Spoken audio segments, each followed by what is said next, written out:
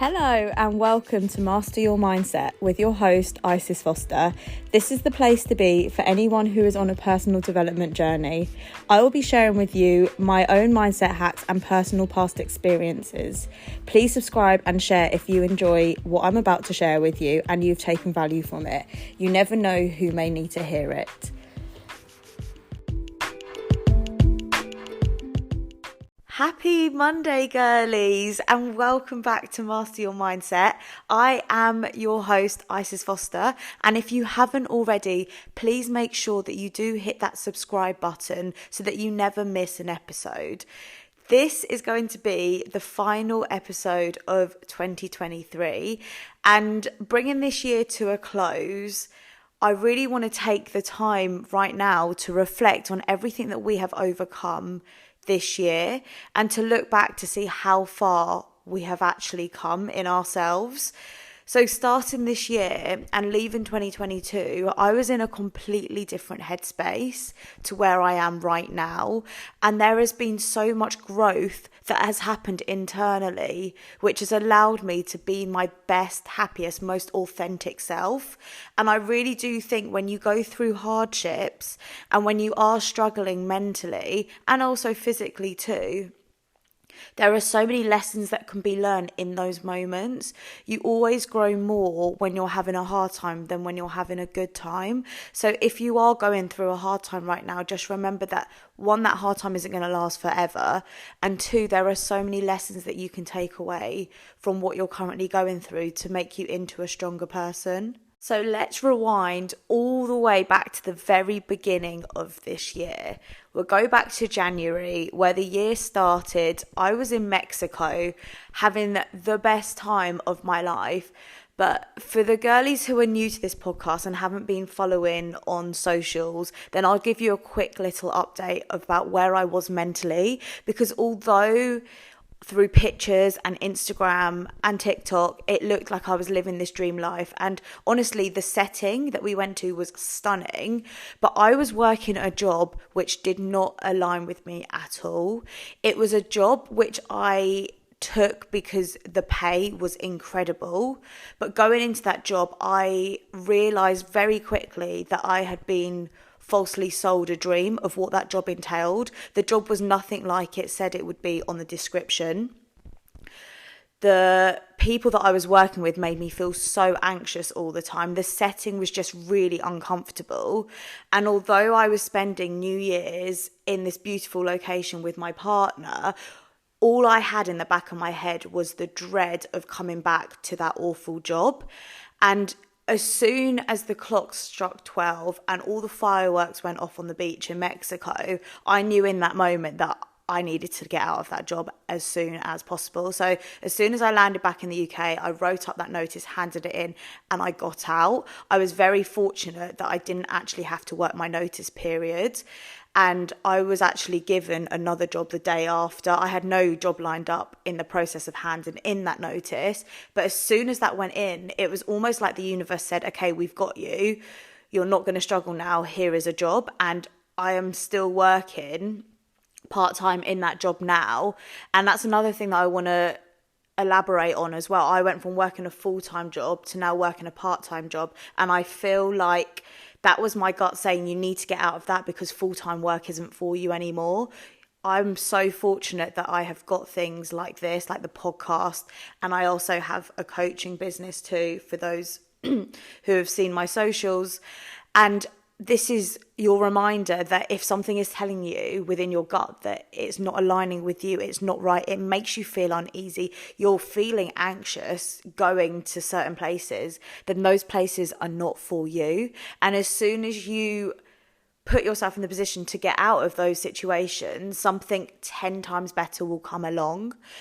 And if there was one thing that I learned in that situation was to just trust myself, because up until that point, I was always the kind of person who would have that gut feeling, but then want to see it through. Like, I never like quitting anything, especially if I think there's going to be the outcome that I want at the end. But in that situation, I could see myself becoming a shell of the person that I am. And that was really sad to see. I actually remember my partner saying to me, I think it was 2 weeks into the job, like, Isis, what is going on? You're getting back home and you are literally just falling asleep. I am the most energetic person normally, but that job drained me of absolutely everything I had. I would come home and all I would want to do would be sleep because I was so drained of all of my energy. So if you've got people around you as well telling you that you're not like your normal self and you're very different, and if you feel that within yourself too, then you really need to do something about it. And in that instance, I was like, yeah, this isn't aligning with me. Like, the people around me know me best, and I can feel within myself that I am not 100% who I am meant to be. So leaving that job opened new doors for me to find something that was more aligned with me and allowed me to spend more time on the things that I love. But if you are someone who is in a similar situation right now, maybe you're leaving 2023 and heading into 2024 in an environment that makes you feel really uneasy, and you can actually feel yourself drifting away from who you want to be or who you thought you were going to be, then listen to your gut, because your gut is always right. I've had it in relationships, I've had it in friendships, and now this is in a workspace environment. Even if it feels so scary to do, and even if you have no idea what the outcome is going to be, you have to honestly trust the process and just know that what you are feeling for a reason. So coming out of that job, I actually learned so much about myself, and I learned to trust myself in the moments when usually I would be like, no, that's not actually true. I don't feel like that way. And I would usually try to ignore those feelings.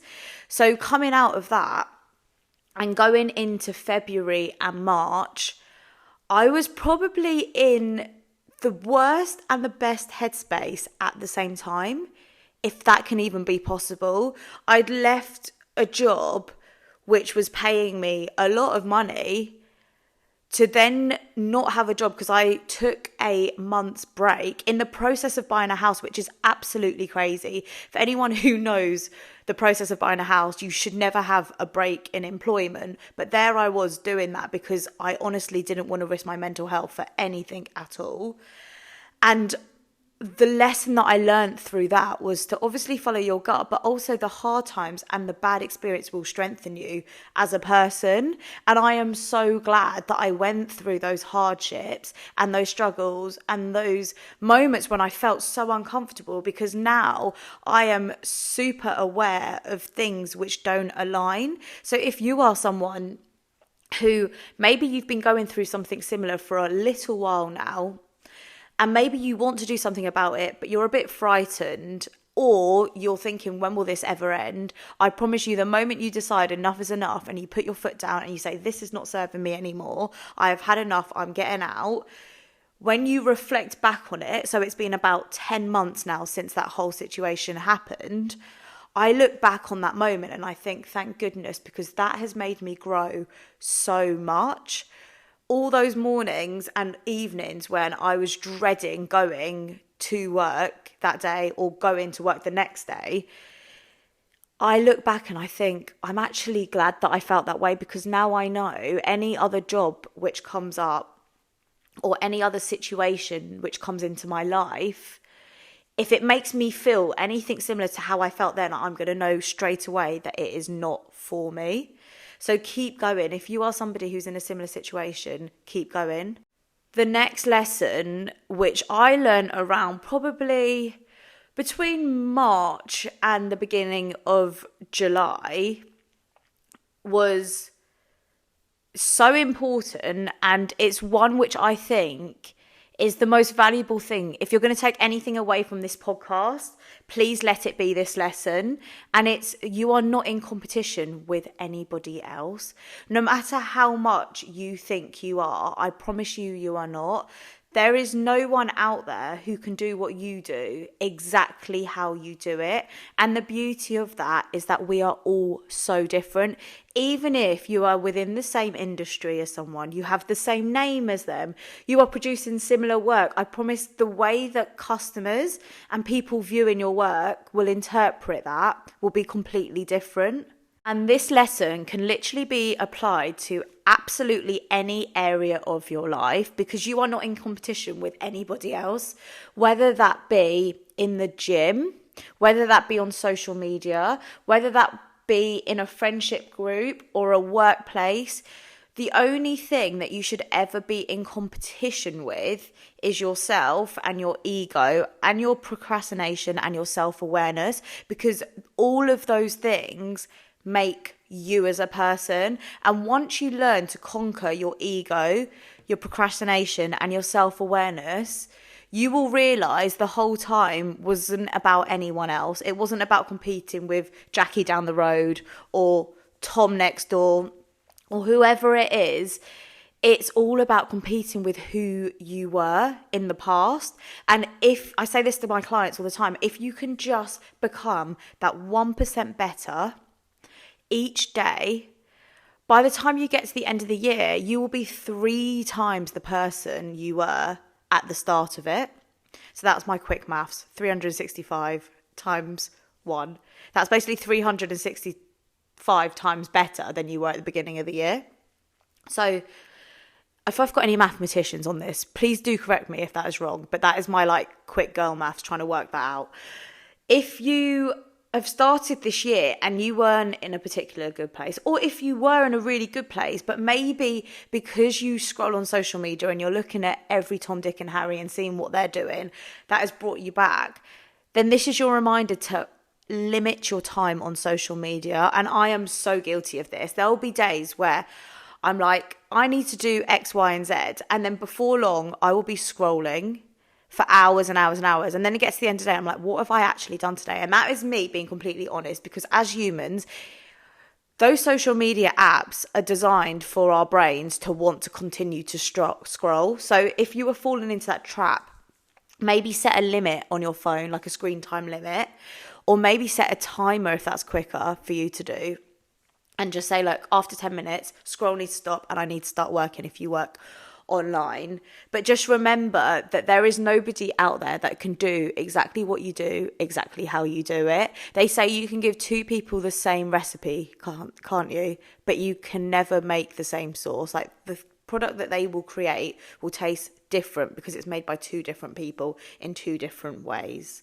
So just remember that if you are a victim of social media and you like to scroll and you like to look at what everyone's doing, the explore page is the worst place that you could go. I think explore page and stories are the 2 worst places you could be on social media. If you're going to go on there with intent. And I always, especially if you work online, I always say to be a creator rather than a consumer. So if you're going to go on there to create something, go on there to showcase your talents or to showcase your business or to showcase what you're up to. Don't go on there just to aimlessly scroll and take in everybody else's creations, because you are incredible and the world needs to see that. The world's already seeing everyone else, and if you want to be better than you were yesterday, you need to start showing up as the person you want to be right now. Number 4 of lessons learned in 2023 is one which, if someone had said this to me in 2022, I would have been like, no, that's not true. It definitely does. But money, I can hand on heart say to you that money doesn't necessarily mean happiness. And that is coming from somebody who has made a lot of money. And this isn't to brag, but it's someone who's made a lot of money in both the job setting, so being employed, and also being self-employed. And I can hand on heart say that the payments that I receive from being self-employed make me so much happier than the ones that I receive from being employed, because when you are doing something you are so passionate about, you almost forget about the money side of it. You're just thinking about how you can help people who need your help, who need your expertise, who need your knowledge, who want to have the energy that you are able to share. Whereas when you're employed, unless you are super, super passionate about your job, and this is me referring to the job which I had at the beginning of the year, because genuinely that salary doubled what I'd ever had in the past. And I took that job, and I'll be completely honest, because I thought, okay, well, if I have more money, then I'll be more happy. But because the job stressed me out so much, the money actually meant nothing to me. I wouldn't have even done that job for 10 times the salary they were paying me, because it stressed me out so much. And there is honestly nothing more important in this world than you being happy in yourself. And if something isn't making you happy, then you have to say bye to it. So last year, before I came into this incredible income, if someone had said money doesn't buy you happiness, I would have been like, well, try me, like give me loads of money and then ask me if I'm happy. And I probably would have said yes. But the key factor in this point is that if the way in which you're making your money is draining you, and the way in which you're making your money isn't aligning with who you are as a person and what you stand for and how you want to come across, then it will make you so miserable. And I can hand on heart say that, because when I was working that job, although it was paying me well, I would be happy for about 30 seconds when I saw the paycheck come in at the end of the month. And then I'd be like, oh my goodness, got another 30 days of working that job before I get that again. So make sure that however you're making your money is aligned with you, because when I'm coaching and recording podcasts, I don't even think about the financial side of that. Obviously, the financial side is incredible, but I don't think about that because I am so aligned with what I'm doing and the value that I'm sharing and the people that I'm helping, that the paycheck is just a bonus. The income is just that little cherry on top when I'm able to align myself with all of you guys. And that's the thing that lights up inside me. So if you're someone who's thinking, oh, but I don't have that thing, like I'm only working a full-time job, that is fine, because at the end of the day, everybody has bills to pay. We all have outgoings and things that we want to spend our money on. So if you have that job, that is incredible that you have that job, especially if it's a job that aligns with you.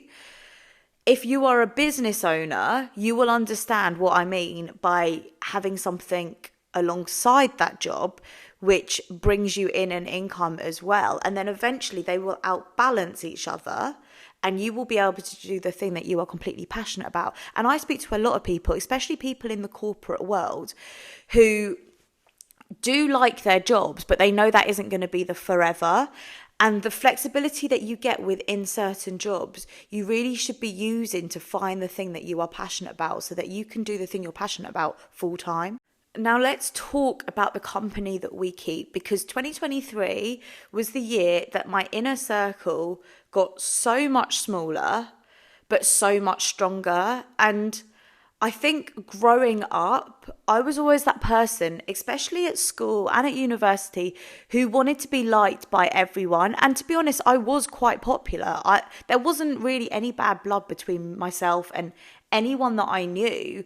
But I would say that the connections weren't so stable and weren't so strong. Like, you can have acquaintances, so people that you know of and people you would say hi to if you bumped into them in a supermarket, but how many people do you actually have around you who you know that you could call on every single day? Because 2023 for me was a year of really knuckling down on those people and bringing them even closer to me. I have a girlfriend, I have my sister's fiance, and then I literally have about 6 close friends who I know if I dropped them a message and I was really in need of anything, they would drop everything they were doing and come and see me and come and help. And it's those friendships that you really need to hold on to. And I think as we get older, it is harder to find those friendships if you don't already have them. However, my inbox, and I say this on every single podcast, my inbox is open to every single girl who is struggling to find a friendship, especially if they've outgrown a previous friendship groups, because as we get older, it's inevitable that we are going to change. We are going to want to be around people that align with the things that we want to do now. If I look back to where I was when I was even 20, like a decade ago, the friendships that I would hold then would be so different to the ones that I would want to be around now. So just remember that the company you keep will play a huge part in your life. So make sure that whoever is surrounding you is uplifting you, is cheering you on, is in your corner clapping for you, is telling you that you can do it if you really feel like, even if you really feel like you can't, because those are the people that are going to help you get to where you want to be. If you have people who are constantly dragging you down, who are jealous of where you are, who almost want to tear you down, then those aren't your friends, girlies. Like, you need to make sure you are around people who are spurring you on and want the best for you. And I only realised this when I broke free of certain people, how much they were holding you back. And if you are around people who do tear you down, or who do like take the piss out of you when you're wanting to do something for yourself, the only way you will realise how detrimental that is to your development is when you break free of those people. And breaking free can sometimes be very uncomfortable, especially if they are friends that you have held for a long time. However, you have to think about where you want to be in the long term. And do those people who are tearing you down look like they would fit in the setting that you want to be in? And if the answer is no, then it's time to let them go. Now, girlies, as we near to the end of the lessons learned in 2023, I really hope that you have taken a lot of value from this and have had a moment to reflect on some of the lessons that you have learned. Maybe some of your lessons are similar to the ones that I have learned, or maybe they're completely different, but I would strongly advise to write down anything you've taken away from this, but also the lessons that you personally have learned in 2023, whether that be in a journal or just in your notes on your phone, so that this time next year you can reflect back and you can also implement the things that you've learned in 2023 into 2024. Because whatever your 2023 looks like, you should be able to take things away from it, which you can then implement into next year, so that you can have another year of growth and another year of getting you closer to where you want to be. I really hope you have enjoyed the last podcast of 2023. If you haven't already, please make sure you hit that subscribe button so you never miss a Master Your Mindset episode again. I firstly want to say thank you to each and every one of you who has tuned in to any episode, whether it's just one episode or every single episode, because without you guys, this community would not grow. We wouldn't have a platform to share this knowledge, and we wouldn't have people to share it with. So thank you so much if you have tuned in to the Master Your Mindset podcast in 2023. I wish you all a happy holidays and an amazing new year, and I look forward to catching up with you all in 2024.